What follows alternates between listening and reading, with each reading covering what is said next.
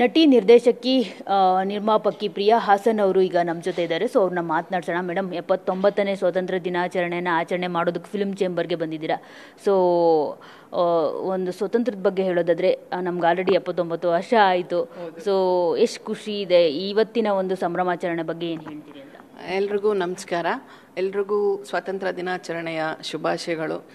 ನಿಜವಾಗ್ಲೂ ನಮ್ಮೆಲ್ಲ ಇಂಡಿಯನ್ಸು ಇದು ತುಂಬ ಖುಷಿಯಿಂದ ಸೆಲೆಬ್ರೇಟ್ ಮಾಡಬೇಕು. ಹಿಂದಿಂದು ನೆನೆಸ್ಕೊಂಡ್ರೆ ಬೇರೆ ಸಿನಿಮಾಗಳನ್ನ ಈಗಷ್ಟೇ ನಾವು ಇತ್ತೀಚೆಗಷ್ಟೇ ಕಾಶ್ಮೀರ ಅನ್ನೋ ಸಿನಿಮಾ ನೋಡಿದರೆ ಅದ್ರ ಬಗ್ಗೆ ನಮಗೆ ಸ್ವಾತಂತ್ರ್ಯ ಬಂದಾಗ ನಮ್ಮ ಒಂದು ಸ್ವತಂತ್ರ ಹೇಗಿದೆ ನೋಡಿ, ಅದನ್ನು ನಾನು ನಿಜವಾಗ್ಲೂ ಸೆಲೆಬ್ರೇಟ್ ಮಾಡಲೇಬೇಕು. ಸ್ಪೆಷಲಿ ನನಗೆ ಹೇಗೆ ಸ್ಪೆಷಲ್ ಅಂದರೆ, ನಾನು ಇವಾಗ ವಾಣಿಜ್ಯ ಮಂಡಳಿನಲ್ಲಿ EC ಎಲೆಕ್ಟೆಡ್ ಮೆಂಬರ್ ಆಗಿರೋದ್ರಿಂದ ಇದು ಒಂದು ವಿಶೇಷ ಅಂತ ಅನಿಸುತ್ತೆ. ಫಸ್ಟ್ ಟೈಮ್ ನಾನು ವಾಣಿಜ್ಯ ಮಂಡಳಿನಲ್ಲಿ ಅಶ್ವಿನಿ ಮೇಡಮ್ ಸಹ ಬಂದಿದ್ದರು, ಅಶ್ವಿನಿ ಪುನೀತ್ ರಾಜ್ಕುಮಾರ್ ಅವರು, ಅವ್ರ ಜೊತೆಗೆ ಸೆಲೆಬ್ರೇಟ್ ಮಾಡಿದ್ದು ತುಂಬ ಖುಷಿ ಅನ್ನಿಸ್ತಾ ಇದೆ.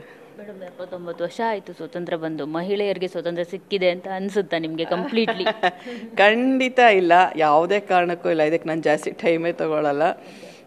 ಖಂಡಿತ ನಾವು ಅಂದ್ಕೊಂಡಷ್ಟು ಮೇಲ್ ಡಾಮಿನೇಟೆಡ್ ವರ್ಲ್ಡೇ ಆಗಿದೆ ಇದು. ಇವತ್ತಿಗೂ ಬಾಯಲ್ಲೆಲ್ಲ ಭಾಷಣ ಮಾಡಬೇಕಾದ್ರೆ, ಪ್ರಾಕ್ಟಿಕಲ್ ಟಿವಿನಲ್ಲಿ ನೋಡ್ಬೇಕಾದ್ರೆ, ಪೇಪರಲ್ಲಿ ಬಂದಾಗ ಮಹಿಳಾ ದಿನಾಚರಣೆಗಳು ಮಾತ್ರ ಮಹಿಳೆಯರಿಗೆ ರಾರಾಜಿಸ್ತಾರೆ ಬಿಟ್ಟರೆ, ಬಾಕಿ ಟೈಮಲ್ಲಿ ನಮಗೆ ಒಂದು ಪುರುಷರಷ್ಟು ಮಹಿಳೆಯರಿಗೆ ಇವತ್ತಿಗೂ ಆ ಈಕ್ವಾಲಿಟಿ ಬಂದಿಲ್ಲ.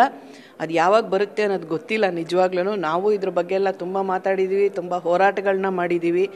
ಇನ್ನೂ ಸಹ ಅಷ್ಟರ ಮಟ್ಟಿಗೆ ಬಂದಿಲ್ಲ. ಬರಲಿ ಅಂತ ನಾನು ಆಶಿಸ್ತೀನಿ. ತುಂಬ ವರ್ಷಗಳಿಂದ ನಿರ್ಮಾಪಕಿಯಾಗಿ ಗುರುತಿಸ್ಕೊಂಡಿದ್ದೀರಾ. ಸೊ ಅಫ್ಕೋರ್ಸ್ ನಿರ್ಮಾಪಕಿ ಆದಾಗ, ನಟಿ ಆದಾಗ ಅದರದ್ದೇ ಆದಂಥ ಒಂದಷ್ಟು ಟಾಸ್ಕ್ಗಳಿರುತ್ತೆ, ಚಾಲೆಂಜಸ್ಗಳಿರುತ್ತೆ. ಸೊ ಈ ಮೇಲ್ ಡಾಮಿನೇಟ್ ಸೊಸೈಟಿ ಜೊತೆ ಚಿತ್ರರಂಗದಲ್ಲಿ ಒಂದು ರೀತಿ ಗುದ್ದಾಡಬೇಕಾಗುತ್ತೆ ಎಲ್ಲವನ್ನ ಮಾಡುವಾಗ. ಸೊ ಯಾವ ಥರ ಚಾಲೆಂಜಿಂಗ್ ಇತ್ತು ಮ್ಯಾಮ್? ಇಲ್ಲ, ನಿಜವಾಗ್ಲೂ ಇದು ನಾನು ನಿರ್ಮಾಪಕಿಯಾಗಿ ಚಲನಚಿತ್ರ ರಂಗಕ್ಕೆ ಬಂದಾಗ, ನಿರ್ಮಾಪಕಿಯಾಗಿ, ನಿರ್ದೇಶಕಿಯಾಗಿ, ನಟಿಯಾಗಿ, ನನ್ನ ಜಂಬದ ಹುಡುಗಿನಲ್ಲಿ ನಾನು ಸೈಮಲ್ಟೇನಿಯಸ್ ಆಗಿ 3 ವಿಭಾಗಗಳಲ್ಲಿ ಕೆಲಸ ಮಾಡಿ ಬಂದಾಗಲೇ ನಾನು ಈ ಒಂದು ಚಾಲೆಂಜಸ್ನ ಹೆದರಿಸ್ಬಿಟ್ಟಿದ್ದೀನಿ. 17 ವರ್ಷ ಆಗಿರಬೇಕು ಅನ್ಕೋತೀನಿ. ಆವಾಗಲೇ ಎಲ್ಲ ರೀತಿಯಲ್ಲಿ ಟೆಕ್ನಿಕಲಿ ನಾವು ಒಂದು ಮೇಲ್ ಕ್ಯಾಮ್ರಾಮನ್ಸ್ ಆಗಿರ್ಬೋದು, ಎಡಿಟರ್ಸ್ ಆಗಿರ್ಬೋದು, ಮ್ಯೂಸಿಕ್ ಡೈರೆಕ್ಟರ್ ಆಗಿರ್ಬೋದು, ಸ್ಪಾಟಲ್ಲಿ ವರ್ಕ್ ಮಾಡಬೇಕಾದ್ರೆ ತುಂಬ ಥರ ಚಾಲೆಂಜಸ್ನ ನಾನು ಫೇಸ್ ಮಾಡಿದ್ದೀನಿ. ಇವಾಗ ಏನಂದರೆ, ಇವಾಗ ಹೊಸದಾಗಿ ಮಾಡ್ತಾರೆ. ನಾವು ಈಗ ವಾಣಿಜ್ಯ ಮಂಡಳಿನಲ್ಲಿ ನಾನು ಎಲೆಕ್ಟೆಡ್ ಮೆಂಬರ್ ECಯಲ್ಲಿ ಇರೋದ್ರಿಂದ ಇಲ್ಲಿ ಬಹಳಷ್ಟು ಕಡಿಮೆ ಮಹಿಳೆಯರಿದ್ದಾರೆ.